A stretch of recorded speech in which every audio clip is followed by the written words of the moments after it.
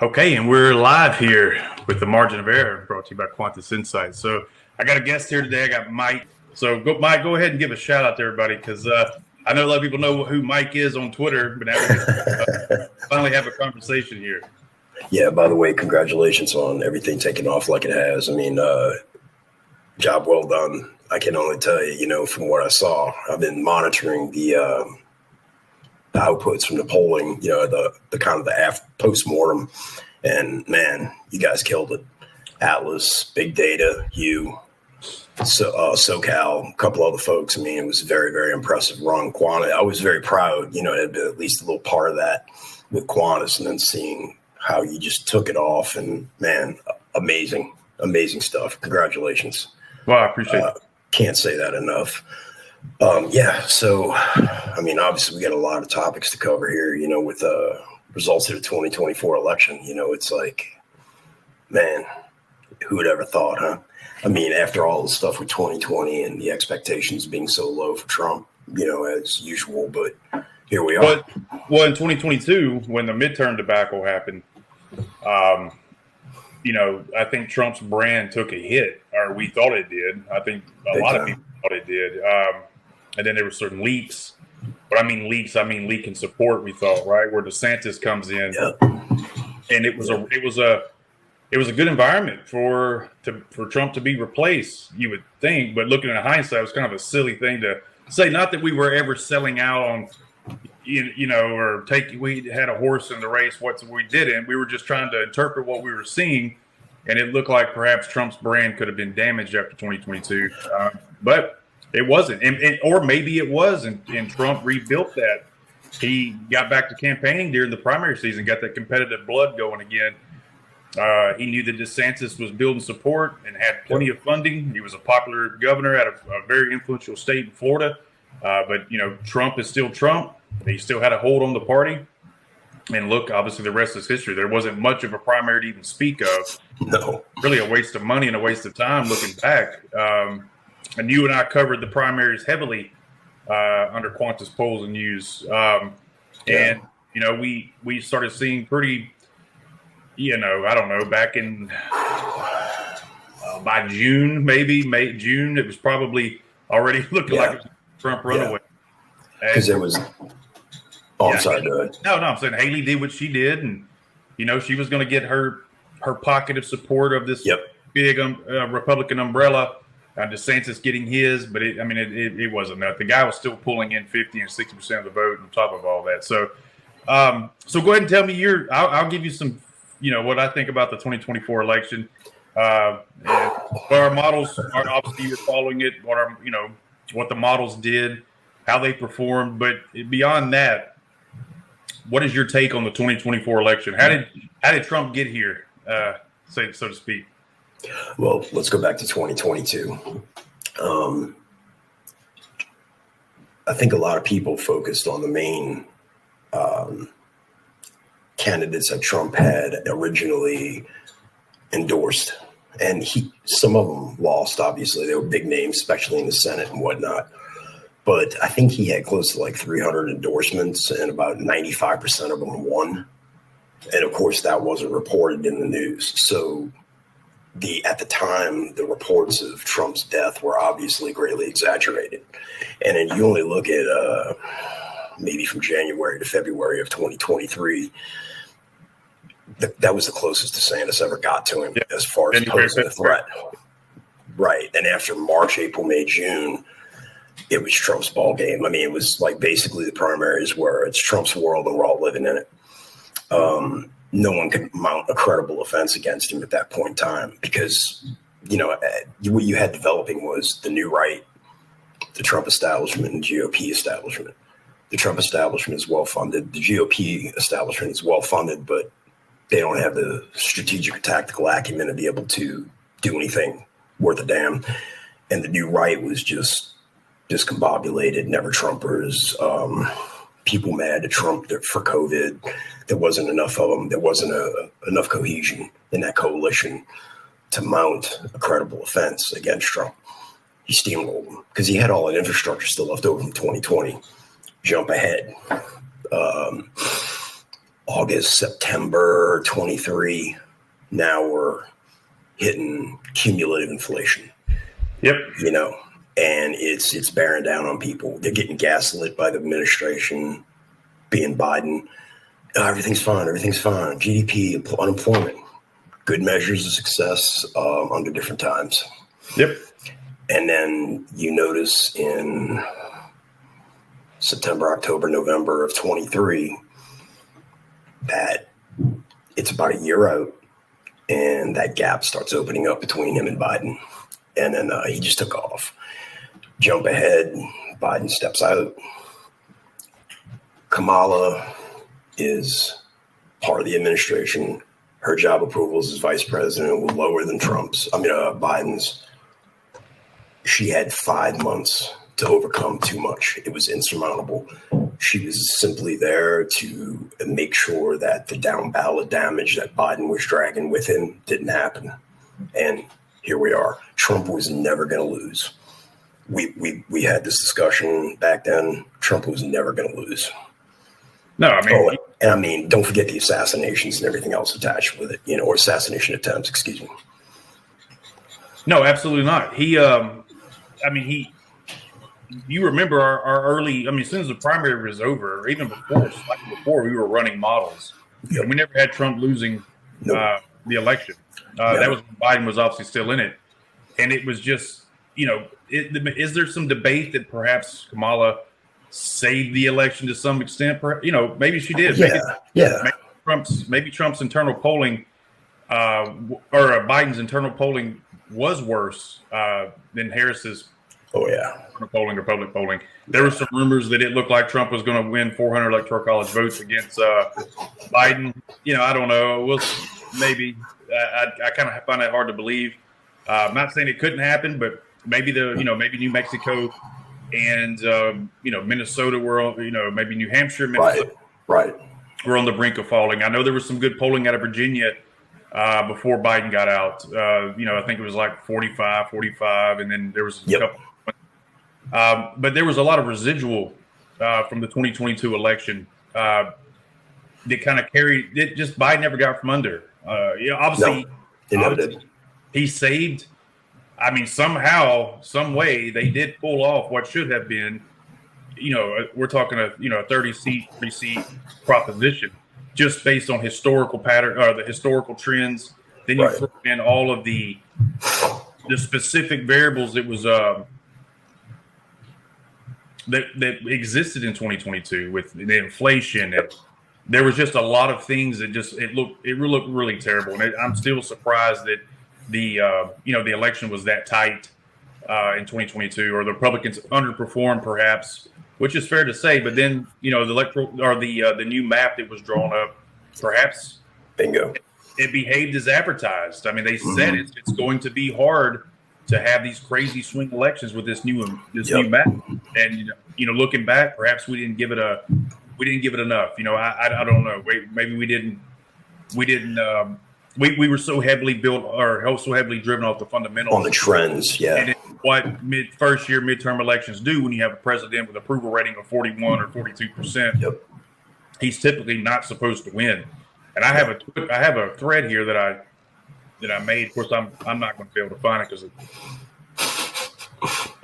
because I want to find it, and we're here recording, and I won't be able to find it. While you're looking, I got it back here. Okay, go ahead. I'm sorry. Model variables of 2022 here with some of the things we used. Inflation was at 8.4% for that year. Damn. Gas prices were over $4 a gallon. Crime, there was a plus 36% increase in crime. That's supposed to be the largest ever. Yep. Nearly 68% to 70% of the nation said the country's on the wrong track. Biden's approval is at 41%. Fastest interest rate hikes in history, plus 2% in just 6 months of that year. I think we're at 6%. I think we're at 6%. If I recall. I think so. Yeah. I think it's 6% right now. The average American lost 1 month of income due to rising costs. There was $70 billion in stock wealth lost by 50% of Americans. So 50% of Americans lost $70 billion in wealth in terms of stock. And then the 10-year treasuries saw the worst year since 1788. And somehow, some way, the Republic or the Democrats fought off should have been an absolute crushing defeat. Maybe it was the Dobbs situation, maybe it was the map, a little bit, yeah, or maybe it was just flat out good mail-in voting. I mean, if you recall, you go back and look during the campaign stops, that a lot of these Democrat candidates, there was some in Virginia, I know down in Arizona, all the recordings of them, all the live campaign stops was nothing but about vote by mail. Get your mail-in ballots in. Get your mail-in ballots. They weren't even campaigning about anything. So no issues, issues, regardless of what they were, what they were supposed to be running for. They were really built on getting those votes out by mail, and maybe it worked. So they were literally using their candidates as like a GOTV spokesperson, which was smart. I mean, nobody ever accused them of being dumb campaigners. No, they got a system and it worked. And then we go to 2024, and I wrote a thing up on Twitter as well about that the Florida model, they embraced early voting, they embraced mail-in ballots, and then they were running neck and neck in all the early voting. Both parties started petering out the last maybe a week, 5 days before the election, at roughly about the same rate. The independents voted a lot by mail as well in early voting. So this was all new to everyone. Right. It looks like they've embraced it. And then of course, Harris didn't get 81 million votes like Biden did in 2020. So maybe those people just didn't show up, or there might have been a little bit of crossover. They went back to the graveyard. I guess I don't know where they went. Or they didn't vote in 2024.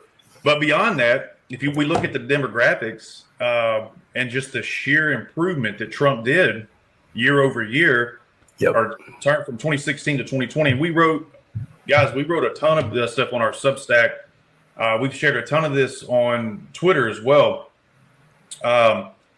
where we ran models based on Bayesian inference about based on these trends, what can we expect? And I just posted one last week, a follow-up from a June article I wrote about realignment, and then how the actual exit polls showed compared to that June article. And it was pretty remarkable how accurate our models were. Perhaps we caught lightning in a bottle. I don't know, but we were beating the drum on this for the entire calendar year of 2024. And lo and behold, Trump improves on those levels across those demographics.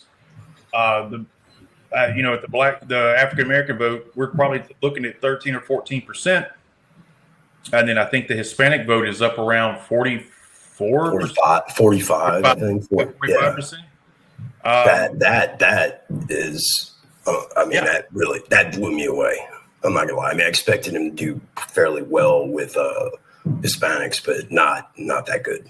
Not that good. And then among your white non-college voters, we're at 66% support for Trump. And that should tell anybody, if you've ever run models, and if you've ever played with those, the demographic model. I think Cook has one, and then 538 has them. It gives you a pretty good idea what the map's going to do when he's running up margins like that. There wasn't a whole lot of surprises, though, to me. I mean, it looked like he was good for 49 or 50% of the national popular vote. There's one thing. I'm sorry to interrupt. But there's one thing. Sean Trend, and it just recently came to my attention. Sean Trend did an article or a study for AEI, American Enterprise Institute. Probably, I think it was 2 years ago, and he pointed out something. It was nicely done report, but the key takeaway was, in that election that kind of overlooked, especially for the House, the Republicans won the national popular vote. That is being, if you take all of the votes cast nationwide and put them together to create a national popular vote for the House. It doesn't exist, but numerically it does. And he said for him, that was the biggest foreshadow about what was coming up. And I wish I had known about that report, where you had known about that report back then, because that little piece of data in combination with CPI, the foreign policy problems, the direction of the country, consumer sentiment, the whole 9 yards, right there, that would have told you everything you need. I mean, to be honest with you, his approvals and that there's your model, Yeah, I mean, sometimes it's that simple. Yeah, and it is. You're exactly right. And God love them. 538 running these models, Yeah. and it had Trump and Biden at 50% based on some uncertainty. Never. Yeah, but it was like an uncertainty factor they used. I'm like, okay, well, how big is this uncertainty factor? What is it doing? How are you weighting it? Because this is nuts that you have him at 50% when everything is showing this is a runaway train here. This is he has no chance. Well, they're like, the polls now won't be like that in November. How do you know that? And we both know that if you take a point and a date at a certain point away from an election, okay, and then you measure the results of that point to the direct results of the election, you're going to see a huge spike. If you aggregate everything and follow a trend line, it's going to remain remarkably stable. And that's exactly what we did. We followed the trend line versus points, fixed points, single points along your timeline. I mean, yeah, of course, if I go back, okay, every poll, 11 months in the month of June, whatever, the predictability is not going to be, but once you aggregate everything, they loved on 538, they always love reversion to the mean. Well, that's exactly what a trend line's, it's reverting to the mean. And, for some reason, they didn't even follow their own advice. Update your priors. How many times have we heard that shit? Excuse me, sorry. No. It pisses me off because it's like, update your priors. Okay, well, once you update your priors, now what? You're getting 50% from a Bayesian inference telling me that an incumbent president who's at certain points below 40%. Below 40%. Okay, consistently. Okay, Yep. Chronically below. Not only that, but failing in every objective metric in the eyes of the population of the United States. And you have the gall to sit there and tell me that the Trump effect is that big, so on and so forth. It totally discounts at 2020, no matter how you look at it, whether it was fraud or not, straight up, whatever, something in between, was an outlier election because of COVID. And 2024 is going to reset the balance for things as far as how the fundamentals kind of come back in. We're dealing with some new rules now. We both know that. But the point being is that 2020 was a road bump or a pothole, however you want to look at it. And they were basing everything off of 2020 models, it seemed like, and this uncertainty factor. I get it. There's always uncertainty, but it's never that much. That's what I'm getting at. Of course, there's uncertainty in your model. Of course. That's why you have spreads or things of that nature. But you don't just say confidence intervals. We don't like where things are at right now, so we're just going to add a lot of uncertainty to this. Right. There wasn't a whole lot of things that was uncertain about the 2024 election, especially when Biden was in it. It was all right there. All right there. So I think G. Elliott Morris last week posted something. He did it in a way. He was chastising elitism that questioned the voters' preference and knowledge of the election. And he's like, you don't really get to say that. That's not right in so many words because they choose.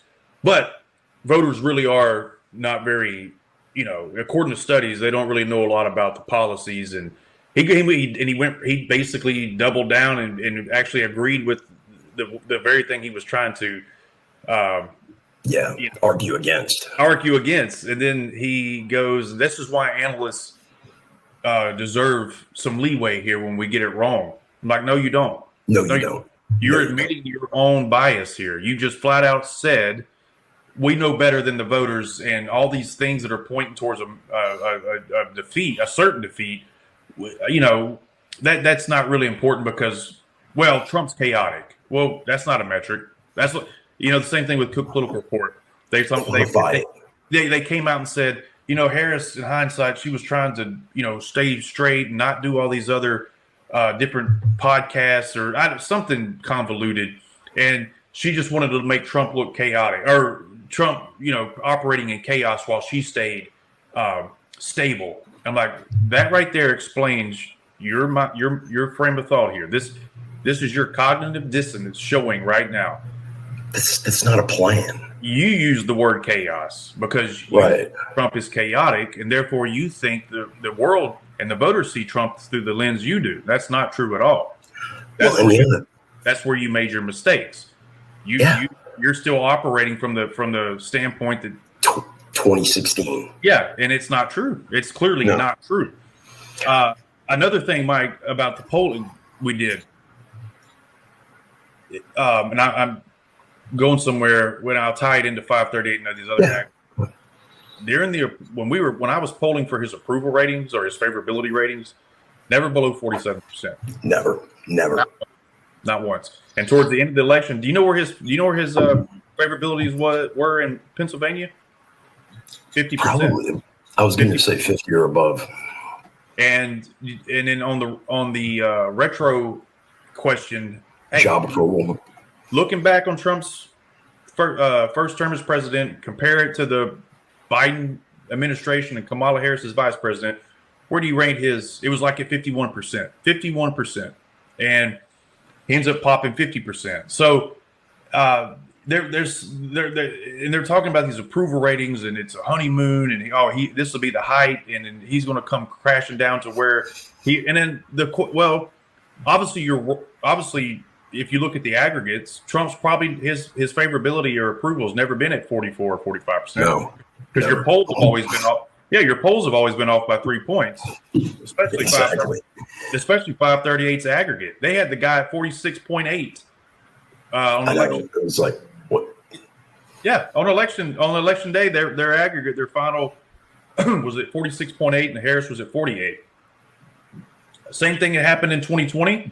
Same thing that happened in 2016. He outperforms their aggregate model by 3 points every election. So, at what point do you not start questioning your own methods here and your own bias that you're clearly operating from? And and I think the Atlas Intel gentleman, Andreas. Oh man, he's fantastic.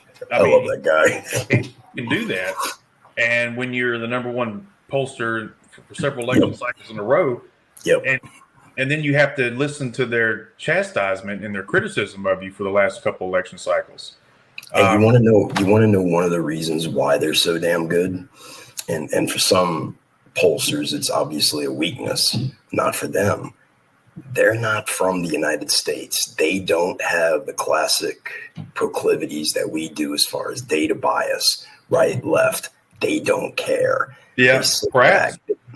I'm telling you, that's my opinion. I mean, I don't necessarily think that they have some magic secret sauce at Atlas. Maybe they do, but I think it's more of a matter of attitude and perspective. Maybe because there's something clearly wrong with our polling. You have startups. Quantus Insights, I'll take all the credit for that. Well deserved. Throws itself here in the first cycle on a shoestring budget. I mean, we got better and a little more complex as the cycle went on, started adding more layers to what our polling was, and then in the midterms or starting near in the off-year elections, we're going to have a whole different polling apparatus. We're going to start doing some of our own polling. But in any case, it was understanding what polling is, and it really comes down to some statistical analysis, some statistical inference, running models parallel to your polling. What is it's to me, it's hard to figure out what the electorate's going to do when you don't even have an idea what the electorate looks like. So My number one goal was to find the most likely electorate, the most likely electorate that will show up on election day. And you do that through a lot of work, through running models and creating what sooner or later you're going to have to make an assumption. Am I right or am I wrong? Right. No, you're going to have to bake in some, and that's the uncertainty part Right. that But you, 538 was getting at, but the degree of uncertainty that they were dealing with just based on their view of Trump and their view of the Democratic candidates. And the other problem, and I'm not just picking on 538, they're not the only ones that did it. no, I'm not either. But I'm just saying, I mean, in all fairness, I mean, they weren't the only ones. Nate Cohn from New York Times, I think, was, maybe they fell into it. Cook Political, the usual suspects. They have this bias, I mean, towards Trump, which some of it I understand. A lot of it's manufactured, a lot of it's not. Then you've got this, the stability of the Democratic candidates that supposedly they bring to the table against Trump. And then you're relying on this Trump effect, I think is what they used to call it. Yeah. It was like a 2 or 3 point swing away from Trump because people hated him. They were so vitriolic. The key point about 24 is that nullified that is 135 years, Grover Cleveland, ring a bell. Forget everything else that's happened in this crazy ass election cycle. Just the assassination attempts, Biden stepping out, all of it. That fact alone, Americans had a chance to look at what Joe Biden's administration brought to the table, and then they had a chance to look at what Trump's administration brought to the table. They could do a comparative analysis, and they preferred what. That's really just simply what it boils down to. Well, and then you look at what they got up to from 2020 on. Tearing down statues. It looked like we were operating under an HR department or some woke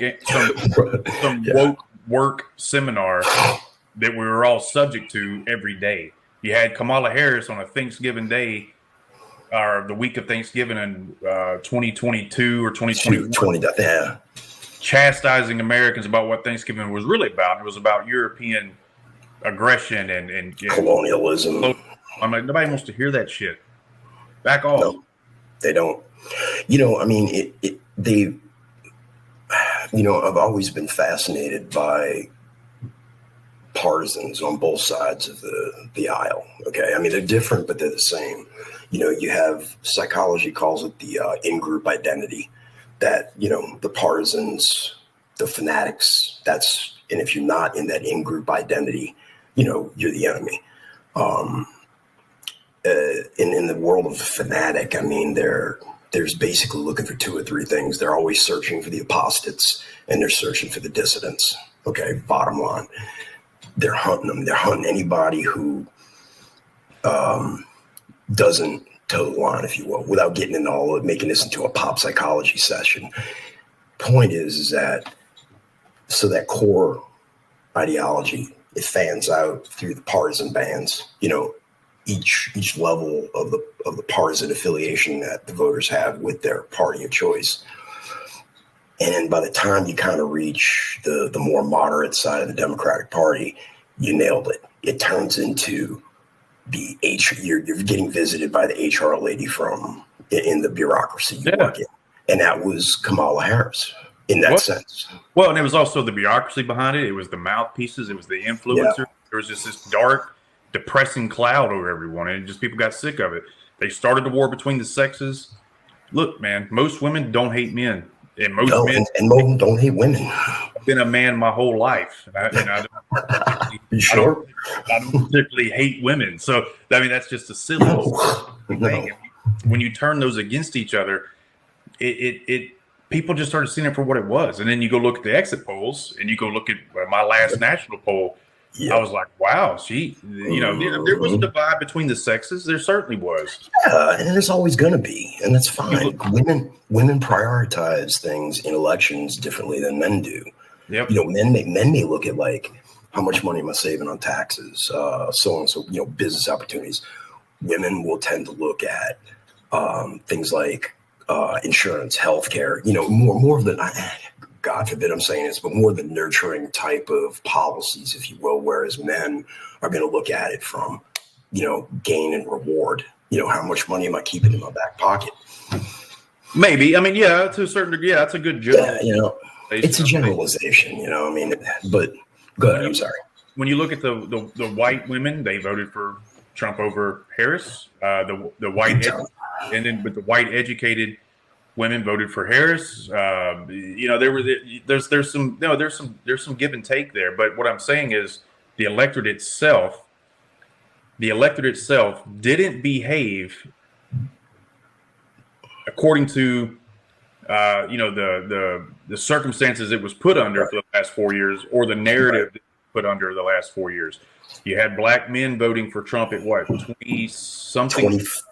I think like in Atlanta it got as high, or in Georgia it got as high as like 25 or 26%, which I was like, whoa. Yeah, I think the national was like 24%, and then black females was at 9%.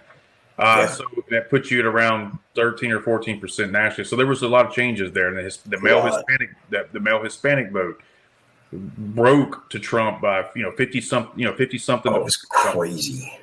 So and then is that where people like Elliott or somebody else talks about? Well, the voters don't really understand what they're really voting for. Clearly, by now, if you're voting for Trump, you pretty much understand what you're voting for, and they liked what they heard. Somebody had the adults in the room, which is what the Democrats like to call it when they get back in charge. Well, apparently, they didn't like their leadership, and there was just a lot of things to point to that. Look, man, it was a sitcom for 4 years. It was an absolute sitcom between Biden and Harris. It was embarrassing. We don't have to rehash this. No. I mean, it was. I mean, there's no defending it. Yeah, you had a strong candidate that was funny. He was having a blast out there. He's comfortable out there. He doesn't show fatigue. He's joyful. They kept saying that Harris is joyful. Trump was joyful, but he did have some very specific policies that he was running on that needs to be brought to the forefront. This two-tier justice system. This lawfare that's been going on, the immigration that's just running out of control. He already had some feelers to these Democratic mayors and governors. Yep. They're like, look, we're not going to say anything about any of this because we can't. But if you win, we're down. We're going broke. Yeah. This has been a mistake. We know it's been a mistake, and there's nothing we can do about it now because we're Democrats and we can't do it. But if you tell us we have to do it, we're not going to buck too much. So now you have the governor. Hochul. Yes. Yep. And then that's what I was just getting ready to bring up. Yep. Well, you have starting to have these other Western leaders, Trudeau. And there was a European leader as well. I can't remember which country he's from. He said, look, we made a mistake. We thought this was going to work. This experiment is not working. It's a net negative. And that's kind of what they're stuck with. So once again, if America is out in front on this, other countries will follow. That's usually what happens. It's just the way of the world. I mean, you don't have to like it, but it's just the way things are right now. Yeah, you have to accept it though, in your own way. So look, this 2024 election though it was fun. It was wild. Yeah, it was. And then now you have these picks. You have these picks that Trump is making. Patel. Some other ones that love to. Tulsi Gabbard, he stayed true to his word. RFK Jr. It looks like that. Well, it doesn't look like it. It's very obvious that Trump had every intentions on delivering on his campaign, and you can see it by these picks. He's not picking these safe guys that are stuck in the system. They've been in the system. They just get kind of recycled, and some influential guy that's been around for 30 or 40 years, he hand picks this other guy and recommends him, and because it keeps everything running smoothly. Right. This is what you call disruptive picks. This is what you call a disruption to the system. And I'm very curious to see what transpires. It could blow up. It could blow up, or we may get the reform and the changes that are sorely needed. I really hate to kind of echo Twitter sentiment about things, but you can always kind of tell, at least to some degree, how good or bad a pick may be in relative to the position they're holding based on the reaction of the people who oppose them. There you go. And right now, especially with the Kash Patel pick, a lot of the right people are scared, angry, whatever you want to call it. So that one is going to be a very interesting one. Tulsi Gabbard's DNI is going to be a very interesting one. And Kennedy at HHS is another one. Oh, and Hesgath at Hesgath. Pete Hesgath, yeah. I actually, to be honest with you, he's one of the picks that, we're both veterans, in case people didn't know that, whatever. But Hesgath is, one of the things that they bagged on him about was the lack of, strategic ability, never being holding a position of high command. He was an officer. Right. And he was a platoon commander, I think, at the top, is when he got out. That was the highest he'd gone. For those of you who don't know, a platoon, depending on, it's like 100, 40, 50 people, depending on what branch you're in. Anyway, so Hesgath's bringing that ground pounder mentality into the Pentagon. And who knows best about the waste, the fraud, and the abuse on the ground than the people who have to live those policies. Yeah. So that's the one pick. Him and Patel are the two picks that I'm really, really curious about what's going to happen. And you're right. The tactical guys, they don't, they're the big army versus the lean. There's two different worlds. Doesn't always translate. Huge. But at the same time, you can make a counterpoint to that and say, well, look, if you just put the same people who are used to the way business is done, which is fraud, waste, and abuse, and all they know is the big army, all they know is this administrative state of things, this bureaucracy, and it is a different animal compared to something that's lean and mean. I guess you could say self-sustaining to a certain degree. How much worse could he do than what's already been going on? So look, it's crude. It's a cheap shot, and it's fun. It's fun to say it, but it's also very true. I mean, how much worse could you possibly do? I might catch some flack for saying it like this, because I know he departed the Trump administration under not so great terms, and General Mattis. He was about as close in recent history with DOD or SecDef that you could come to where you had a guy who actually at some point, he was enlisted at one point. He was a staff sergeant when he actually got promoted or became an officer. He spent a lot of time in the field. He was a grunt. He's a Marine. But then he became, he moved into those higher echelons of command. And you kind of saw, to some degree, one of the things I always appreciated, because I was in when he was in, and when he was SecDef, and one of the things I always appreciated was that he always claimed and always said the military is not a social experiment. Yep. And it's not. It's not. Well, you know what I mean. But no, what I'm getting at is, yeah, it is. But what I'm getting at is, I think you saw a little bit of maybe like behind the scenes, maybe a little benchmark for something that we could possibly expect from Hesgath. How serious he's going to be, I don't know. But again, going to your point, man, it's better. Let's try something different, guys. Let's do some creative disruption. Well, you know what they say about change, right? People are opposed to it, but they're afraid of it too. There's another side of that coin, mm-hmm. And then there's this: people demand change. And there's very little, it just happens like that. It's like literally flipping the coin. You could flip it. You could flip it 100 times in a row, and it might land on we're afraid of change. Right. Afraid of change. but it will land. It will land on we demand it sooner or later. So this social experiment you're talking about with the military, it went woke. It certainly went woke. You had these runaway DEI programs, and you had, they're talking about men and white men in this election. You get a lot of that. Well, if we lose, it'll be because of the white people or the white men or white women. Well, look, man, you spent years since the Obama administration, and certainly it ramped up pretty heavily. You spent years demonizing a certain demographic. It also happens to be your horsepower when it comes to your military. So just based on sheer numbers. It's just sheer numbers. That's the one. That's the ones who volunteer to go in the military. That's the ones who go to war. That's the ones who die. I'm not saying that the other ethnicities don't. I'm just saying. Yeah, exactly. I know.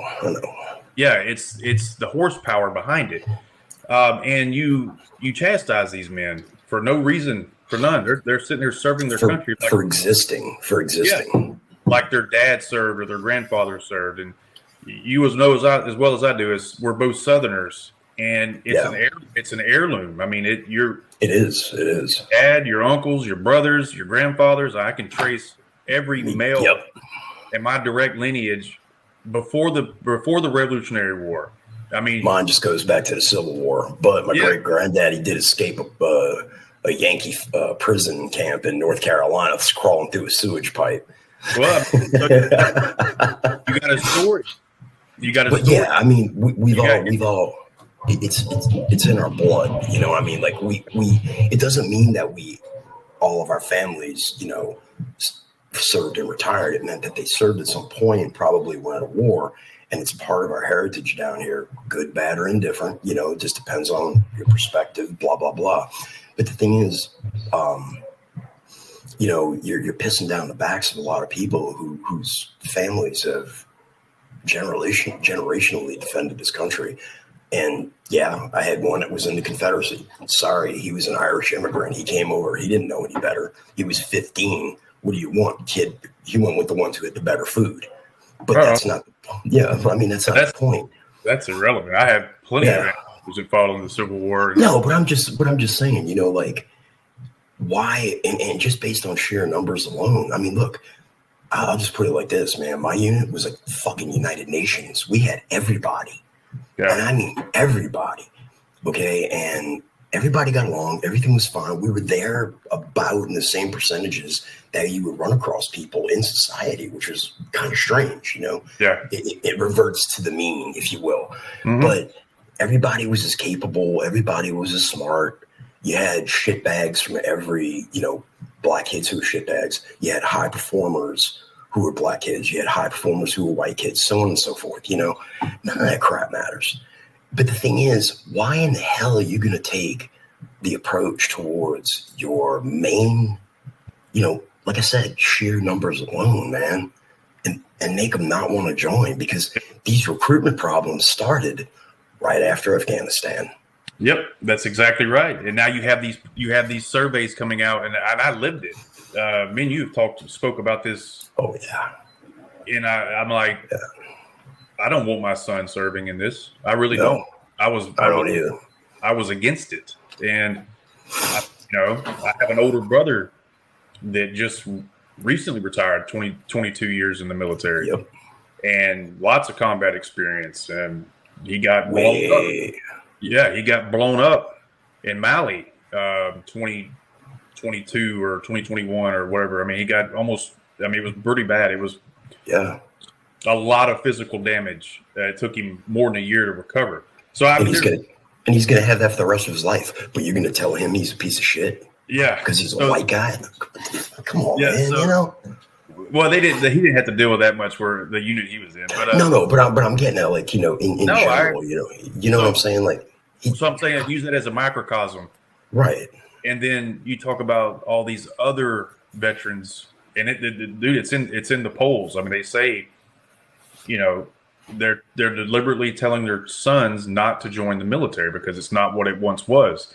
And that's a shame, because historically it's always been a very You're going to go in. You know what I'm saying? I did it. You're going to do it. You know what I'm saying? How it was passed on generationally. Or it was just a very respected institute, right? It always had high trust in the public, in the public domain. People trusted the military. Usually get high rankings in terms of respect and support, and that started going down. And it's not because of the soldiers.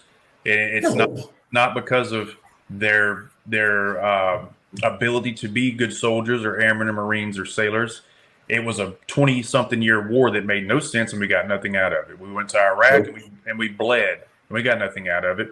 We went to Afghanistan and we bled and spent trillions of dollars and got nothing out of it. There's uranium deposits all over the place, and we're not in there getting that.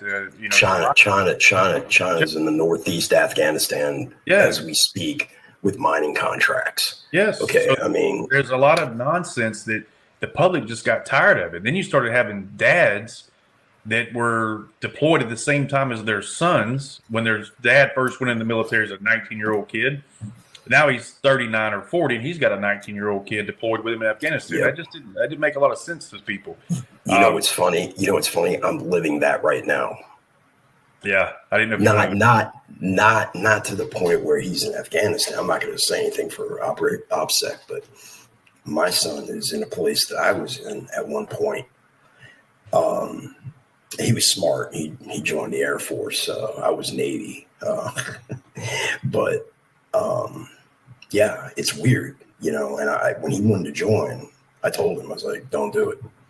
I mean, I said, "Hey, it's smart. You go in Air Force." Do Air Force and Navy. That was the way I looked at it. If he wanted to go Marines or Army, I wouldn't have, whatever. But he wanted to join, and I was trying to dissuade him. I've got another one who's trying to go in now. And I'm like, dude, I mean, give it some time, see what's going to happen. I mean, I'm a little more hopeful now because of Trump's foreign policies and the way that he kind of dealt with foreign governments back in his first term.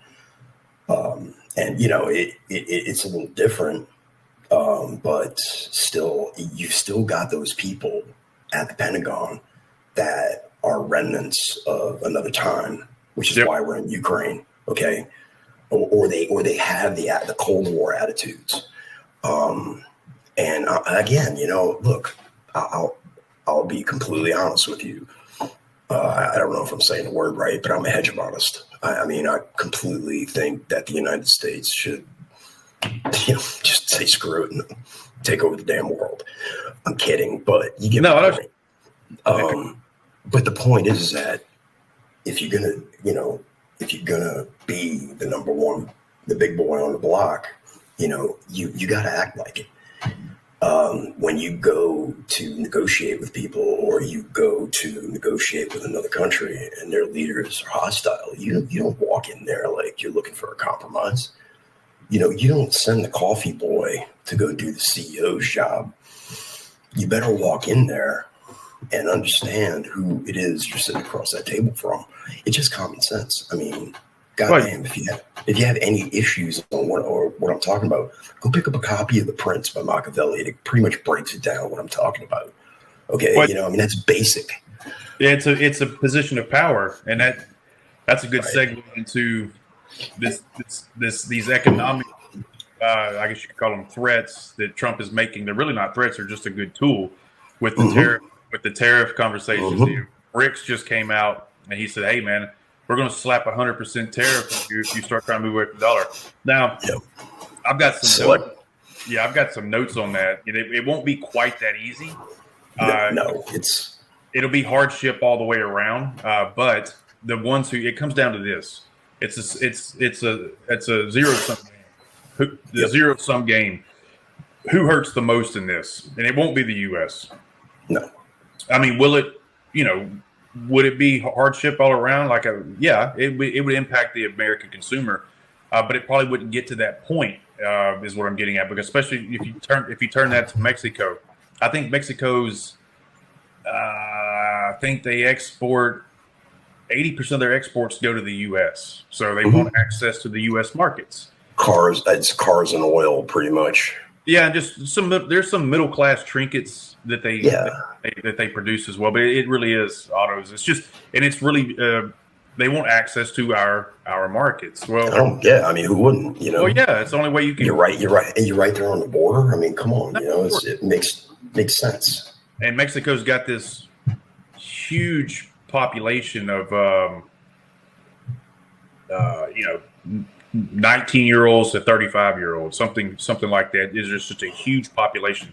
I think the average is like in that demographic, their mom and dads had about 5 kids. And that's gone down past that. It's now that they're down to like 3 kids, maybe. I think I read, but I think so. Yeah. For that span of time, that 19 to 35-year-old demographic, they usually have 4 or 5 brothers and sisters. So what I'm getting at here is these people need jobs. Okay, these people need education. They need access to middle class jobs because everybody knows this. You got to have a robust middle class where they can buy and sell things and save things and invest, etc. But they also need jobs. So this tariff play that Trump demonstrated that he's willing to do, it's going to bring Mexico to the table because there's another avenue to this.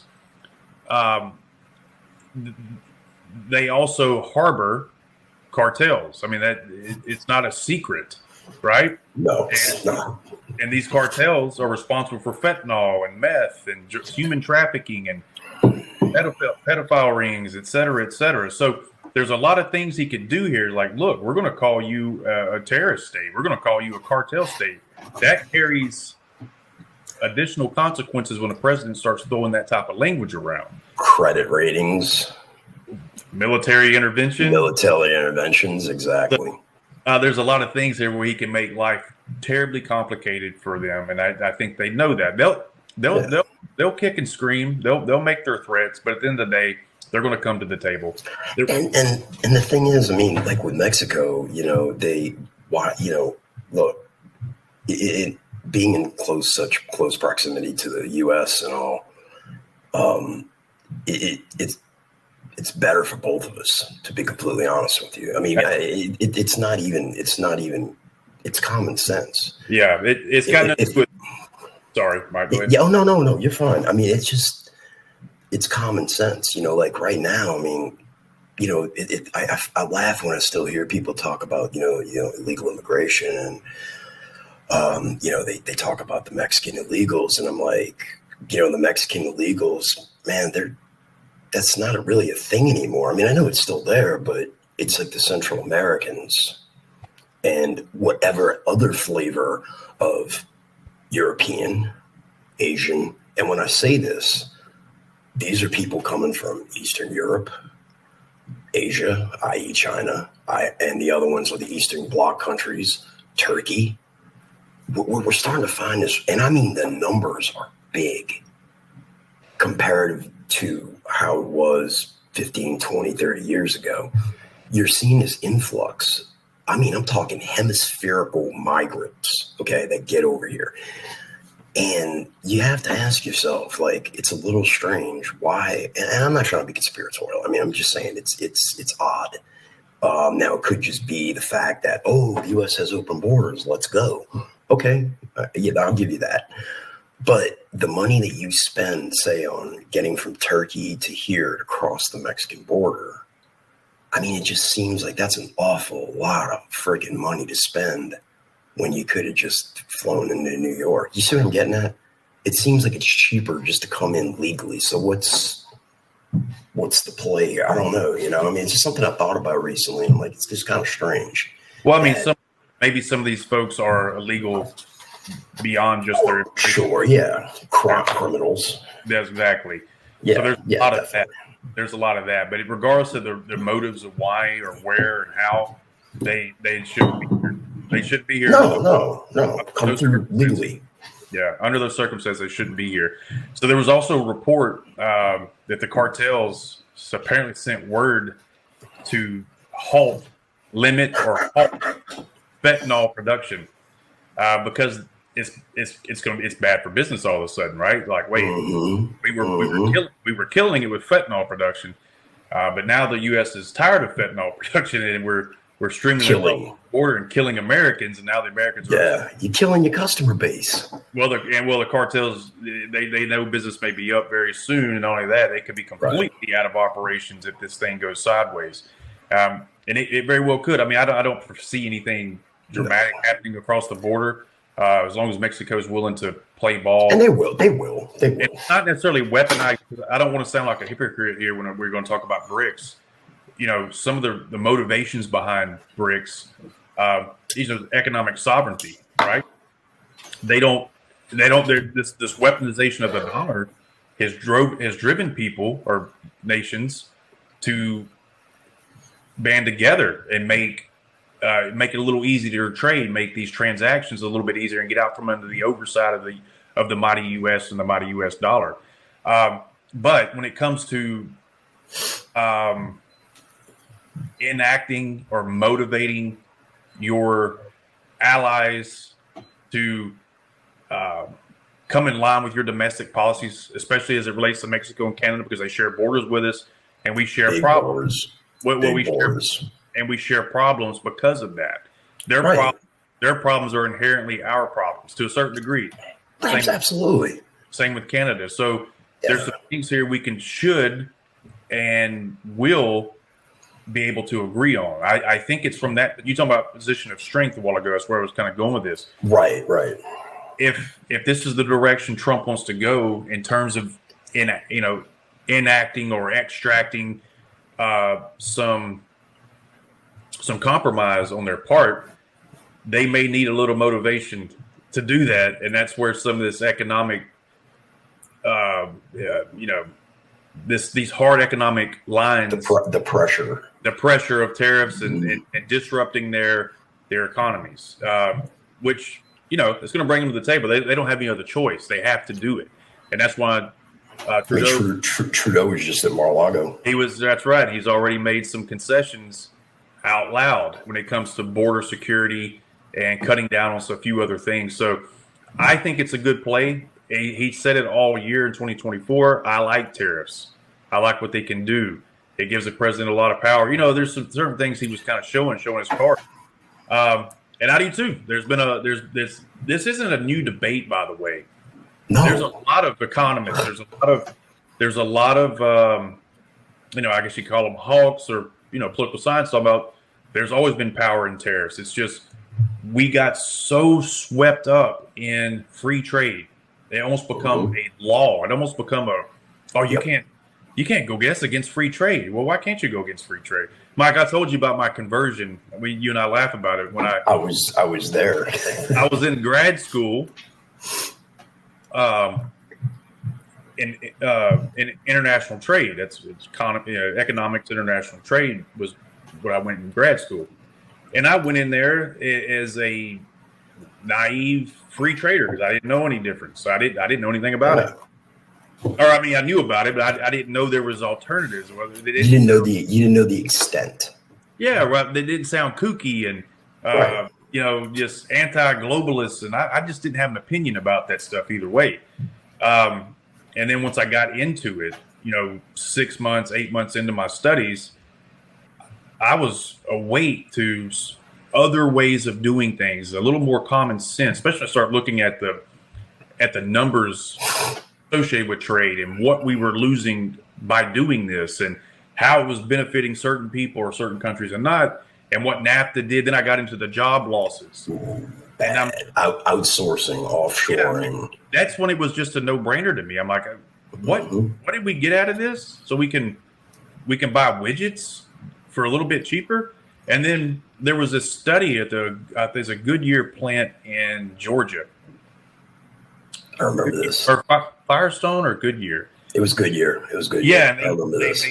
They made tires. And it was just a small little plant, and it employed. Let's say it employed 1,000 people, maybe less than that. And China started flooding the American market with their tires. Cheap tires. Cheaper tires. Of course, there were some blowouts and there was other things. But accidents happened. Yeah, people died. But let's just say they were on par, equal to the U.S. tires. Let's just say that, regardless of if they had blowouts or whatnot. Gotcha. Because all tires blow out. Let's just say they were equal. not superior, not inferior, just equal. And but you could buy them for $3 cheaper. And then your American companies like Walmart or whoever, they would sell these tires because they could sell more of them in volume. It was cheaper for them to buy, and they could mark up the price. It was all profit. It was all profit. Okay. Well, that plant shut down because they just couldn't compete anymore. They shut down, and then 1,000 people lost their job, whatever. Yeah, exactly. Well, they went back and interviewed these people, and they're like, "Hey, why were you buying this brand of tire or this brand of tire?" And they're like, "Well, it was $3 cheaper, or whatever the price was. It was cheaper." And they're like, "Well, what if we told you that if you just would have spent $3 more on each tire, this factory would not have gone out of business, and these people would have kept their jobs?" They said they would have gladly paid $3 more. Yep. So it's the consequences. You don't account for those. This is what free trade has done in certain degree. I'm not saying I'm against free trade, like no, not at all. Across the board here, but I'm saying there's these unintended consequences, or these second and third order effects. Which there's a limitation to every philosophy, including Trump's. Okay, yeah. Everything has problems. Absolutely. And anybody, if you think that your guy has 100% of the answers, you're sorely wrong. Look, I mean, you remember when we first met, I was pretty coming out of like a libertarian haze. It stayed with me for a long time until kind of around the same time, and listening to what you were saying, and then getting into economics more and more, and seeing what, again, in economics, it's called unintended consequences of these policies. And what at the time, I mean, NAFTA was kind of newish. We had the internet come online in '95. The idea of e-commerce was generating communication times were severely, they were just cut in half overnight. It was a very disruptive technology, and it lent itself to the world being more interconnected, which led to a more interconnected economy. Companies figured out that they could gravitate to other countries with cheaper labor markets. That's exactly right. And, so on and so forth. So now you've got an American consumer who's not employed. All right. And you're creating a peasant class, whether that was your intention or not. And I don't think Bill Clinton and the neoliberals were going, "Oh, we need a slave class." Maybe somebody did at some point. I don't know. But that's not the point. The point is that it brings me to one thing about, I really don't understand why people don't understand this. Trump is a globalist, but he's not a globalist in the sense of, like, look, I love the anti-globalist memes with Alex Jones. I love them. But what I'm saying is Trump knows that this stuff's not going away. Well, no. He can't, but it's not going away. No, it's not. The system is there. The system is. But what I do appreciate about him with tariffs and stuff, to your point, is that he's going in operating from the point that the United States is my number one concern. That's it. So that's it. It's a philosophical shift. Yep. So there's a superstructure, right? That's the superstructure, and this is how it behaves, and this is what we do. And all we need is managerial classes to come up to power and just manage this structure. And he's not doing. He's a disruptor. No, because it's a disruptor. There's no benefit. We're not winning, right? Therefore, we're going to change this system and bend it to benefit us, and we're going to take back these losses. So, look, when you lose 7 million jobs or 9 million jobs since 1976 for certain factors or certain sectors, the only way to replace 7 million jobs is 7 million jobs. There's no other way you can do it. So all that talk about, oh well, look, you can buy a pack of razors for. Well, I'm just making something up because of Gillette. No, whatever. You can buy the latest widget for $5 now. Well, that widget doesn't help me at all. I don't have any money. well, here's some Oxycontin, and then we'll pump porn through your widget. Will that make you happy? I mean, that's kind of where some of these people. No, you're right. Here's some fentanyl, and here we're going to just destroy your generational link here. Your dad and grandfather worked in these factories, and well, that's over with now because they don't exist. Well, you can learn to code. Or I was going to say you can learn to code. Yeah, or supposedly these jobs. That's always these free traders want to talk about. Well, they can get another job. There's always jobs program. Where? How? Are they going to move? They don't have they don't. Maybe they don't want to move. It's not that easy where people are just interchangeable parts and they're cogs. And this is just we all exist on a spreadsheet somewhere. That's not how humanity works. Humanity wants some virtue. They want some identity. Yeah.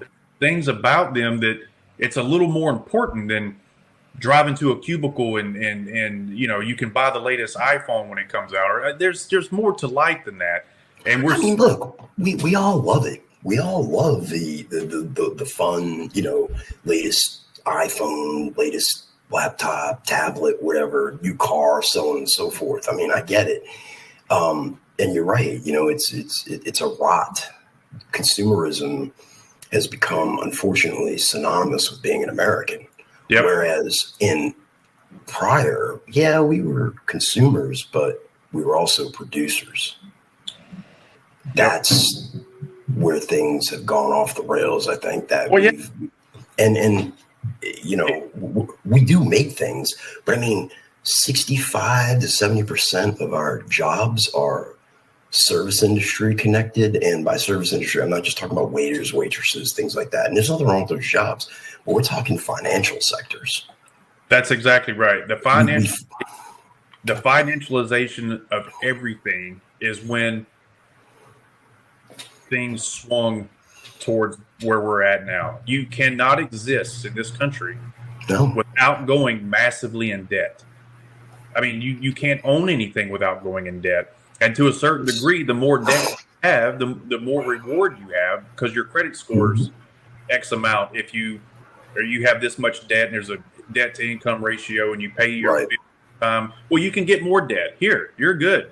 Well, and then they take this debt, which is literally air. It does not exist because if a company is in debt to the people he's loaned money, he's not getting that money. Right, that money doesn't exist because he's paying and as time goes on. Right, they take the amount of money that they have in debt, and it's secured to a certain extent because the U.S. economy. They loan money out against that debt, so they're able to create wealth out of thin air. Right, by loaning more money out against the promise that debt will be paid. They can create a whole nother line of wealth, and the profits go through the roof because their interest rates are whatever percentage, and they are rolling it in because that money's coming in until a bubble happens. And we just do this rinse, wash, and repeat suicidal cycle that we're on. It pops up every 12 years or what have you. So look, we're not going to solve the problems you're talking about. No, but I mean, it's good. It's good to highlight these things. Because if you think about something, and then this isn't a dig on people, but like when I would put out stuff and we were really tracking like the yield curve and CPI, but then I started getting into the PCE, which is the personal consumer expenditures. That's the actual rate that the Federal Reserve uses to gauge in interest rates. So here's one thing, nobody ever talks about. So the Fed, they set the interest rates based on inflation data, core CPI, PCE, and PCE is what their metrics that they use. They don't use CPI. That's consumer price index. Consumer price index. But what is reported to people isn't the PCE. It isn't the core PCE. What people get when the inflation reports come out from the Bureau of Labor and Statistics, they get CPI. Consumer price. CPI. Yeah, consumer price index. That's not what the central bank is using to actually determine its course of action with interest rates. Are they going to raise them? Are they going to lower them? So, I mean, that alone right there does not necessarily tell you. Now, in normal times, CPI and PCE kind of run on, you know, if you chart them out, they're pretty much parallel. They're very close. But since 2022, it does this. It opens up. Now, they might have, I haven't looked at the charts in a while. They might be converging back. But I mean, you get my point. There was a radical difference between what was getting reported and what was actually happening in reality. Well, so it kind of gets back to that gaslighting thing that the administration was doing when they were telling people, hey, man, look, and they weren't wrong. They weren't lying. GDP's good. We got unemployment is really low. We're producing. We're doing good. Okay, that's fine. Those are macro indicators. You know, stock market's up. Okay, cool. 40% of the American people dabble in the stock market. Out of those 40%, maybe 5, 10, 1%, 2% are the actual wealth holders. Everybody else is like 401k and maybe some side investing. Yep. If I don't have the breakdown right, please excuse me, but you get my point. So all of these indicators that they're looking at are on this macro level. Now, let's flip it and go to the micro level. We had 10 years of inflation increase crammed into basically 2.5 years. There's no way wages could have kept up with that. There's no way on God's green earth that you could have done anything about that. And you know, I mean, I'm kind of giving Biden and them an out here to a point. But they might have recognized it behind closed doors, but they sure as hell never indicated to the American people, we feel you, we understand. No, they tried to tell them, no, man, what are you talking about? It's vibes. You don't know what you're talking about. Yeah. And it just used to piss me off so bad because I'm saying you're looking at this data. I'm watching this. Well, that's the difference. That's the difference, Mike. You were looking at data. Well, you were looking right. at these little indexes that are really telling you the story, and they're going off jobs reports that are guaranteed to be revised down. Oh, that don't even get me started. Yeah. So it's all fake to a certain extent, and they're using metrics to tell you, the economy's healthy. This is a robust economy. I don't know what people are complaining about. Look, to a point, it was. I will give them that. Like I said, the wages had no chance to keep up with the rising costs. None. Fluctuate. Did the eggs come back down? Did the gas go back down? Yeah, but prices for the most part were more. Yeah, they were more expensive. Yeah, they were high. So does the average American consumer sit here and calculate how much money he's losing a year? No, probably not. But he knows his dollar doesn't go as far. He knows that. He knows I've done that when I've gone shopping in the last couple of years. I remember I was like, I spent $200. Man, I don't remember. Yeah, I spent $250 on this. This is this is ridiculous. And then you just it'll hit you one day, like you'll go and buy something. You go, that cost me $12. I remember $5 on that. What is going on? Yeah. So that especially when you have families and kids, and you got two parents working. They're bringing in $100,000 before taxes. That's when things.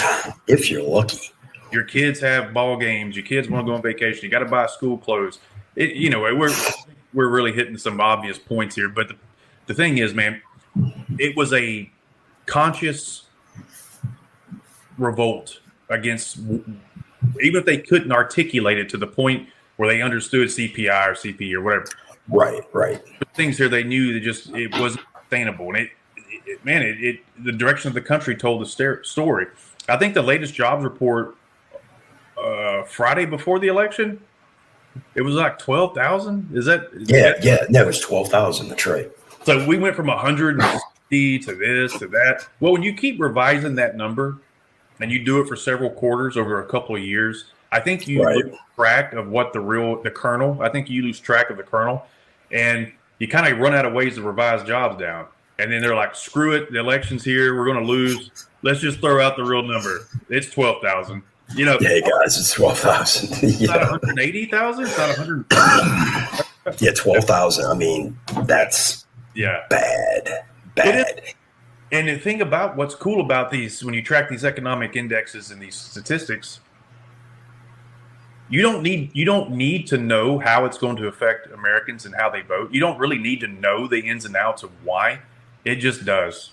It just does. You can. Matter of fact, if you put one hand over one eye and just look at the electorate, you'd say, "Wow, the economy must be really shitty right now because their approval ratings are terrible." Exactly. Yeah. Exactly. Or you could cover up the other eye and see how the economy is and go, "Wow, he's gonna get the shit beat out of him on election night." And there it is, dude. I've backed this millions of times through elections in the past. I have specifically pulled out elections or economic data that look like this one, and I'm like, this is the secret to life. I have cracked the code here. I know, you don't, but you feel like I know what you mean. You have a pretty good idea how this is going to shake loose. And it was just like I'm saying, it was never really. It wasn't surprising that it ended the way it ended. No. Right. In fact, I'm a little slightly surprised that Trump didn't pick off one peripheral state. I really am. I'm a little surprised by that. Yeah. I know what you're saying. Like, I mean, I remember us having this conversation. We were talking about one was definitely going to, there would be one surprise. That was, I'm trying to remember how Nevadans say it. I think it's Nevada. Yeah, well, I say Nevada, but they say Nevada. That was the one I think we were talking about. But then we started talking about, oh, wait. So center of gravity, you got Arizona, New Mexico, Nevada. Well, if Nevada goes, is there a chance, New Mexico's on the table? New Mexico's pretty blue. So, Right. But, you start looking for that second one, is it going to be New Hampshire? Minnesota. There was a couple of politics. And then you got, I remember this conversation, we got really out there and we're like, hey man, what about Virginia? Because that was around the time the polls were doing this. Yeah. Man, this guy could win. And I mean, you got evidence for it, or let me say this, anecdotal evidence for it in terms of, 2021 and the gubernatorial elections with, what's his name? Youngkin, thank you. And he's done a really bang up job there, high approval ratings. I think they have a trifecta, or maybe I think that they have the AG or had the AG and the Secretary of State and the houses. I know it's going back and forth. But it's going. But that's local politics. That's local politics. Yeah. But yeah, I mean, I agree with you. As you know, we polled Virginia, and look, they're if people want to criticize that poll, they're rightfully they can, because I had it Harris +1, and ended up winning it by 4.5. So it fell outside the margin of error. I polled it in September, but the point being is this though. It was a wonderful sample for Trump, and maybe that was the problem, because it was it was the best sample I've ever gotten for Trump in any state, honestly. Yeah, in Virginia. It was literally, I could have just pulled it off and not even weighted it. It was just Virginia. Yes. Yeah. No, that's what I'm saying. Like there was the last place you would have expected.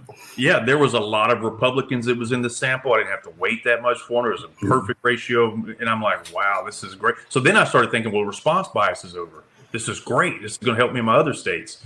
But look, I mean, I also said when I released that poll, I said it on David Chapman's show, and I also said it. I think I said on Rich's show, but I also wrote it in the Twitter when I was updating everybody on Twitter about it. I said, or X, I said, look, Harris is capable of popping 50 in this state, easy.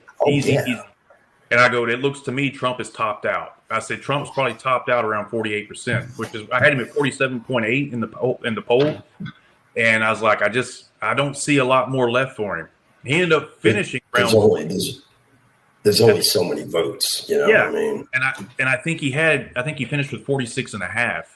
So I'm not trying to defend myself. No, I get it. I mean, and then it's just that I never really had a lot of confidence in him winning that state, and none of my No. none of my models had Virginia flipping. I think it was like 4 to 6 points for Harris under this environment. Assuming, when we had this conversation, this was against Biden. Harris was different. You know what I mean? I polled it with Harris. No. What I'm saying is when we started talking about these states, that was when Biden was still. Oh yeah. You know what I mean? So you gotta give yourself some slack on that. I mean, the calculus changed, especially in deep blue territory. Like,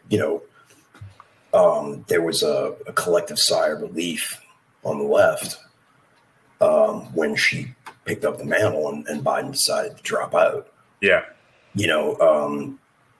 And there was this wave of enthusiasm that we saw in those samples, heavy on females. Oh, yeah. Democratic females saturated the field in the raw data. It was like crazy. Well, what really amazed me was so many of the pollsters out there that, have been doing this for a long time. They never, I say they, I don't, it just, I'm like. In general, I know what you mean. Have to be able to see these things and understand them and make adjustments to your models, make adjustments to your weighting. Right. And come out with something that's somewhat accurate versus they're just slopping trash out there. And you go look at their crosstabs. You're like, I know what you didn't do. I looked at a YouGov sample, and it looked like our raw data. Yeah. Yeah. I was like, how many passes did you do? Yeah, I saw Morning Consult do the same thing. I've seen there was just a lot of pollsters at Big Village and Outward Intel, but they're not. I don't even think they're real. Well, I mean, they polled. I guess they're real pollsters, but look, man, they Outward Intelligence had an 8-point error rate for the 2024 cycle, and they were constantly running +4s, 6s, and 8s for Harris over. And I would look at their data and I'd say, God, I mean, I don't know them. Doesn't bother me one bit. But Nate Silver said we're not going to use Qantas in our models, which I don't give a shit if he uses this in his models or not. I could care less. His models obviously are broken. He goes, because I'm not going to use these do-it-yourself non-professional pollsters, who are just cranking it. He goes, I mean, his credit, he goes, I wish them well, but we're not going to use them. Yeah. But he used Outward Intelligence in Big Village. So yeah, it's like, yeah, I mean, yeah. Like, so what was your criteria on based on? Yeah.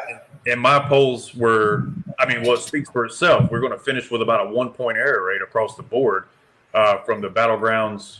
Not bad for your first year. Yeah. We're going to be in the top 3 probably nationally. Yeah. Out of all the pollsters out there, we're going to be in the top 3 to maybe even top 5. Maybe top 5. I don't know. Well, and the other thing is, what are you the arbiter of? That's the problem, right? Who made you the polling arbiter? I mean, the legitimate criticism of Silver is he's not a pollster. No. I'm not saying that he's not smart enough to know the ins and the outs and the statistics behind everything and, what makes a good poll. But, he's obviously not a dumb guy. But the thing is, when you're a modeler, you're a forecaster, you're not a pollster. That being said, it was almost like a self-appointment. And, he's had some decent calls on certain things early in his career. And, since then, I think that my favorite thing was when he told everybody, in 2016, yeah, Trump's got a 30% chance of winning. He was trying to explain probabilities to people. And he's like, that's pretty good. And they were all like, no. Huffington Post. That was so funny. But anyway, the point is, I'm not here to bag on him or 538 or any of the other ones. But the thing is, if I might be a general contractor and I know how to build houses or manage the projects, but I'm sure as hell I'm not going to be the guy who's out there grading the plumbers if I don't know how to do plumbing. Yeah. Yeah. It's the same thing, you So know. no, you hit on it. It is self-appointed, and he's propped up by the media. It's a brand now. It's Nate Silver, so therefore, Right. and he himself on Twitter as if he is the authority. What's getting everyone upset about this? He's trashing people like Atlas Intel. And Atlas Intel just a couple weeks ago was in this comment section. He goes, "Hey, you did well, and I gave you a shout out in the article, but there's no point in trying to walk on water about it. There's just something condescending." I'm like, you first of all, you don't get to speak. You got too much bass in your voice. That's your problem, and Yeah. you don't get to talk to people like that because you've been wrong too much. But here's what's cool about this. It's the same thing with this little thing with X. It's just taking over the media now, I'm going to conduct our first post election poll. I got some questions specifically pertaining to X and how it impacted the election, how people got their news, and I'll share a little bit more of that later. But the thing is now we're at many to many type of conversation instead of one to few or few to many. Now we're at many to many, right? So these pollsters that got involved this election cycle who were chastised and they were flooding the zone and they don't know what they're doing. There's a reason why these pollsters showed up this year, including me. That's because I couldn't do it any worse. I knew that. I knew I couldn't do it any worse. Yeah, If I missed the election by 4 points, that'd make me average, according to my peers. But I knew we could do it better. I knew I could do it better, and I expected to do well, and I did. We, not just me, but a lot of us did. But I know what you're saying. Yeah. If it wasn't because of this arbiter of truth and this godlike personality that 538 and all these Nate Silver placed on these pollsters, and then talk shit about them when they're hurting. Well, they weren't hurting. The swing states were that tight. They were that close. It was hard to pull these states. You ought to give people credit for trying to do a good job. And in any case, the point being is this: these proliferation of new pollsters showed up because they got tired of looking at the same crap year in and year out. And we're here, and we're not going anywhere. And there's nothing you can do to run us off because we're going to put out good quality work. And the other thing is, I'm sorry, go ahead. No, I'm just saying the data speaks for itself. I mean, we run models. We're transparent in what we do. My methodology is shared on all of my polls and how I conduct my polls and what I use to weight and how I use to gauge turnout, what I know about specific demographics. And we got those demographics right. We were off with the white vote by 1%. We had it at 70% turnout for the white vote. It was actually 71%. 71. Yeah. And it should have been 71. I think I shared that with you a while back. I'm like, man, these models out, and I didn't do it. It should have been 71%. And that brings up, I can't speak to, what other people do, but I mean, honest to God, the future of polling is some sort of integration with machine learning. It absolutely. Morris, a while back, had a tweet about statistical inference being the new game. And I'm like, well, welcome to the club. Yeah, that's what I was talking about. I could have told you that 5 years ago. Well, I mentioned that, at the top of I mentioned that tweet, and I actually retweeted that and put my 2 cents on it. That's exactly how we conducted our. And I'm glad he said it. And Nate Cohen from the New York Times mentioned Qantas specifically about these new online pollsters and, and the scant methodology. And I'm like, that's just not true. If he just would have looked a little bit into what we do, if he could have just reached out to me, I would explain to him exactly what we do and how we do it. It's not scant methodology. There's tons of methodology documented. Our Substack's full of it. Our Twitter page is full of it, and I also explain it on our polls. So, in any case, look, it doesn't matter now. They could say what they could say then, and they're entitled to say that because they're new kids on the block, and we're in the aggregates and yada yada yada. But hey, as much as I was, criticizing 538, it's not that they included us. They didn't have to include us. They vetted us. We sent out our methodology, and I'm appreciative of that. I'm not just poo-poo and all. I'm not doing that. I'm just simply saying there's some things there they could do better, and they're going to have to if they want to stay relevant. It should be it should raise some concerns that new pollsters are coming in here and nailing the election. SoCal Strategies, myself, Barris has been at the top of the game for a while. Rasmussen's not even included in 538, and they may be the second or third or fourth most accurate. They did good. They did good. Yeah, they did good. And Atlas Intel. It's Mark Mitchell, right? Yeah, Mark Mitchell. So yeah, there's some good success stories, is what I'm getting at. So the question is, why did we get it right? Why was our why was our error rate so small? Why were you able to get these elections within 0.6 of the final outcome, 0.4 of the final outcome? Well, it takes a lot of homework, and it takes a strong understanding of what the electorate is going to do, how it's going to behave under a certain set of circumstances. Yep. And when you figure that part out, your confidence, rate, your confidence interval, you can feel pretty good about the work you're putting out, because you're not going to get it dead on every time. I mean, we missed Michigan. I think we had it Harris 49.5 to Trump 48.6 or something like that. Well, it turned out to be Trump 49.7 to flip-flopped. Yeah. And I didn't like the poll when I put it out. I in hindsight, I made some weighting issue or errors, especially when it come down to the regions. I didn't do some things I needed to do. I'd never polled Michigan before, and I wanted to read, but it was towards the end of the election, and I couldn't do it. Yeah. But that's the only state we missed. I mean, I had North Carolina. I had him winning North Carolina by 2 points when everybody else had Harris winning it by 1. I had him winning Nevada when everybody had Harris winning Nevada. So there were some things there I was up early on. And when I polled Texas, I polled Texas specifically because I was tired of seeing these +4 polls. I wanted to see for myself what the state looked like. And it was like Trump +9. He ended up winning by 13. But anyway, 13 some change. I'm saying, one of the things too, you want to talk about why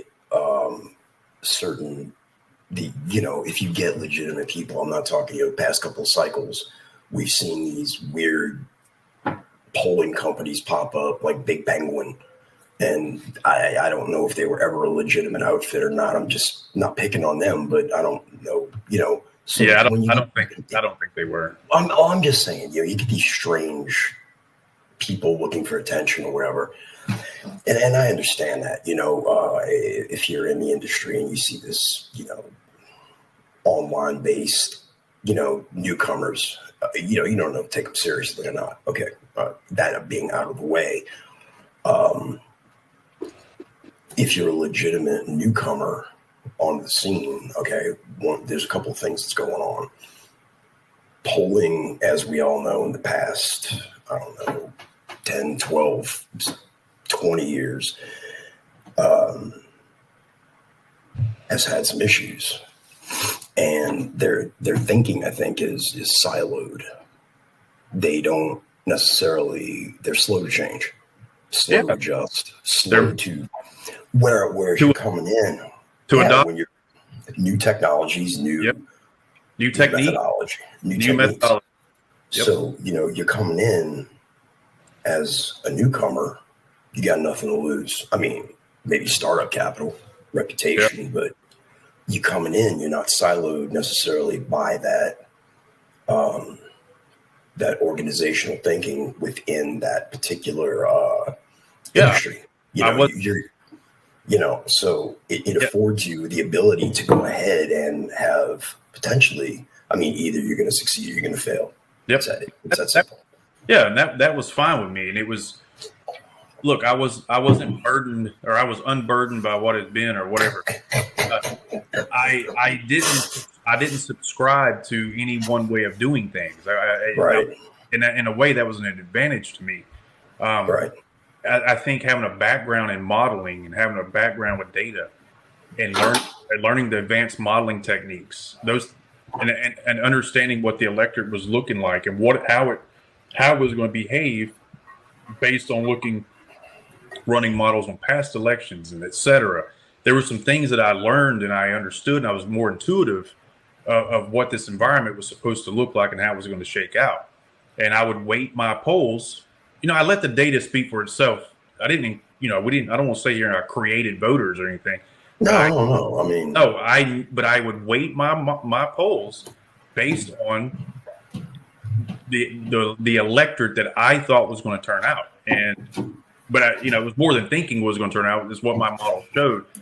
And, I've still got the national vote off. I didn't have Trump at 50%. I had him at 49.1%. But I had Harris at 48.3%, and that nailed it. She's right at 48.3% right now in the national popular vote. And I'm going to miss Trump by about 0.8, 0.9, something like that. So, in any case, I don't want to sit here and do a victory lap. I'm just saying there was a lot of things to learn here, and there were some good success stories. Definitely.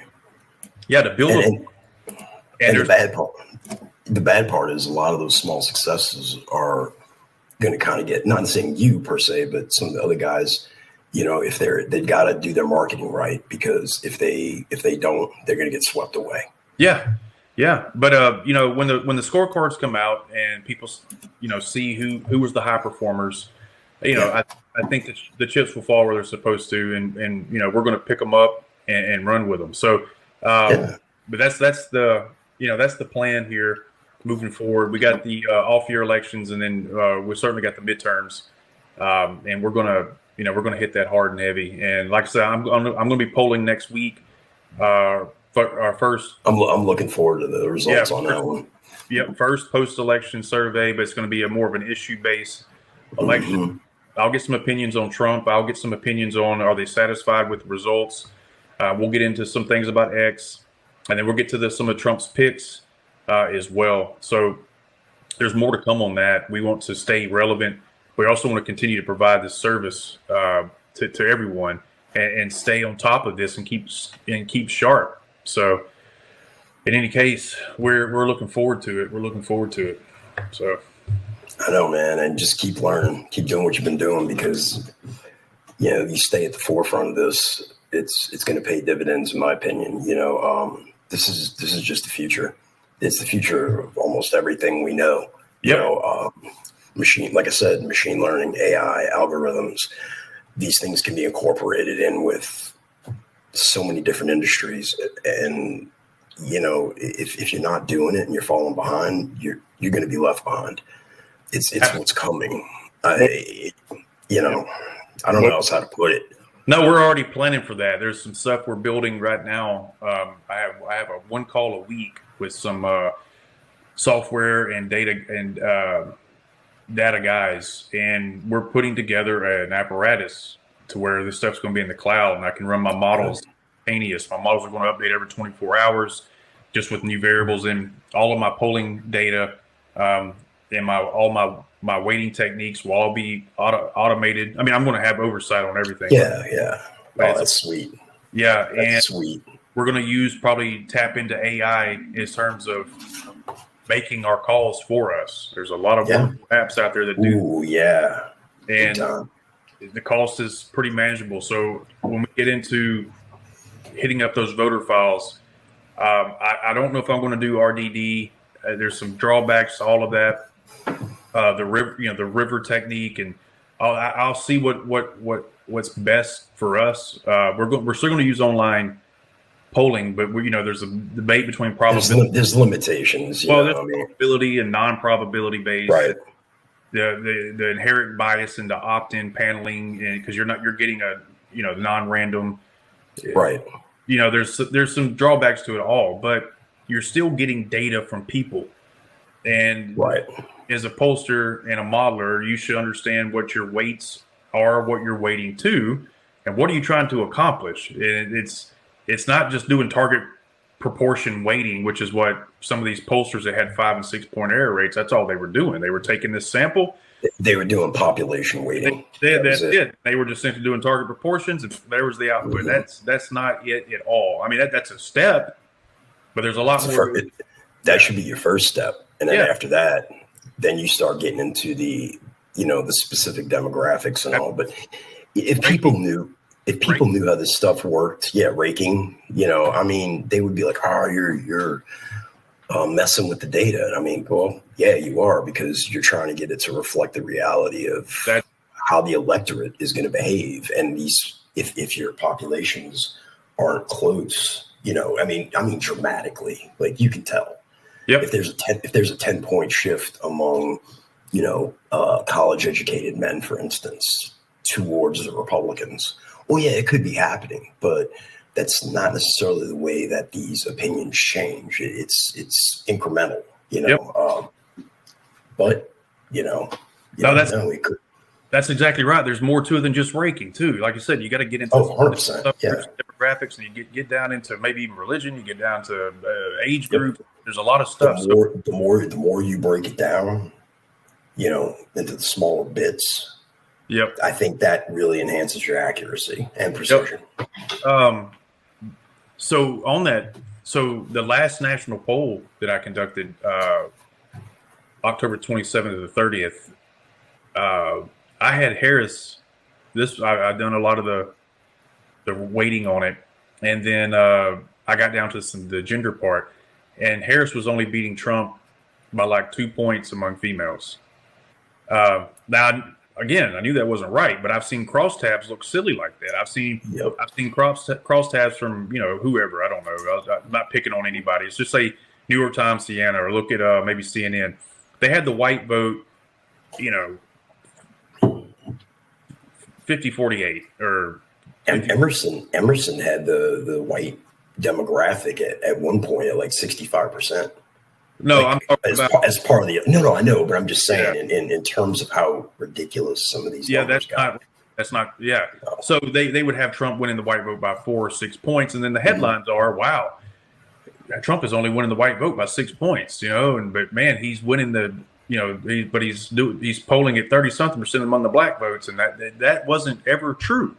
No, wasn't ever true. So what I'm getting at with the female vote was. Yeah, once I cracked it open, look, I was scratching my head too. I'm like, wow, this, obviously though, this isn't how it's supposed to look. But let's go in here and take a peek, and let's just see what we're looking at here. Well, come to find out, obviously the sample itself was skewed heavily towards female. I don't remember the ratio, but it wasn't good. It was more like, let's just say 56 to 40, something like that. There were also way too many white females in that female sample. When I started looking at the Hispanic females and the black females and the Asian other females, there wasn't enough of them. So once I got their target proportion and weighted them to what they should be representing of the electorate, then she wins the female vote. Whatever it was. I mean, I could pull it up. Just to say it was like 54 to. Yeah, I don't know. It was 54 to. He actually did pretty good with women, surprisingly. Yeah, but let me tell you what when I weighted everything, and don't get me wrong, you do benchmarks, and you also look at pollsters that you somewhat respect, and they got the white vote, Trump +9, Trump +11, and you get a little nervous going, wow. That's not what that's not what I'm seeing here when I apply the weights that I think are correct. And I had Trump winning the white vote 57 to 41. I had him winning the white vote by +16 points. What was it? And you know what the election? It was like 15, I think. Yeah. No, it was 57 to 41. Oh, that's right. I thought it was. I don't know. It depends on the exit polling. I guess I'm looking at. Yeah, no, the ones that the CNN exit polling or the Wikipedia, it's 57 to 41, and that's exactly what the result of my poll was.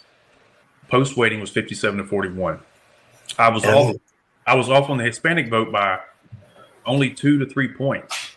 But that takes some research. Yeah, and I think that's the key thing here that people may want to understand. You got to put in. You can't make assumptions. You got to do your due diligence. You got to understand. Well, at the end of the day, circumstances. Yeah, at the end of the day, we're going to make some assumptions, that, but the assumptions need to be data driven. There's got to be a reason why you're weighting it the way you're weighting it. And if you don't get the score or the spread right, you should immediately know why. Absolutely. And when it's baked into your uncertainty, you should be able to come back and say, okay, I know what the problem was. Yep. Immediately. Yeah. If you have uncertainty and assumptions, and you want to keep that to as small a degree as possible. I mean, no one's saying you just go assume a bunch of stuff. I mean, I don't want people to think that, we're entertaining or thinking that, this is okay, but it's just a fact of reality that there are going to be some things that are assumed. Again, like you said, they should be data driven as much as possible. But at the end of the day, it's not 100% or 99%. You try to get it to that 95% CI, that's really in an assumption that's as good as it's probably going to get. Yeah. I mean, and, we did well. We were within less than 1 point of the national results, according to our last national. And then we got better as we went, weighting this. We got better with some of the techniques and finding those missing pieces. Virginia there was probably, I can tell you a few reasons as to why I had it closer than I did. But it's going through this post analysis or this post survey release. Post-mortem. Yeah, going back through it and going, wow, okay, I didn't wait enough for the minority women or something along those lines. I had too many women in my sample. Yeah, you'll be able to see exactly where the problem was. Yeah. So there was a lot of lessons, but it was fun. It was just a fun year to get into this, especially running models side by side to all of us and keeping it updated. And then those things performed at 100% accuracy. I mean, even down to the margins in some of these states, it was spooky. We had 312 the whole time. There was a couple of spots in September where it was 297, maybe 291 at one point, 297. I'm not even sure if that's true. It might have been 312 the whole time, but it did get a little tight in September. I remember it hovering at like 303 or 30, something like that. Yeah, for the longest time. Yeah, and then but it opened back up in October. Yeah. And it was 312 from that point on. We had Trump. It's 65% chance of doing that, and then within a couple of hours of the election, of the polls closing, all of your industry models and tabulators, Trump's odds went to 65%, which is what the polls were showing. So that was pretty awesome to see real time as they're updating their models based on returns. And they finally caught up. It basically, yeah, and I was like, really there the whole time. So I know we're not. Hey, I got to get going. We need to hold on. Yeah, sorry. Yeah, say just a sec. I know we're not major industry modelers yet, but compared to the rest, we were there. We were tight at the end of it. So. All right, Mike. Well, look, let's wrap it up, man. This was great. I appreciate you. I know. It's good seeing you, man. Yeah. I'm so happy for you, dude. I mean, it's amazing to see. Keep going.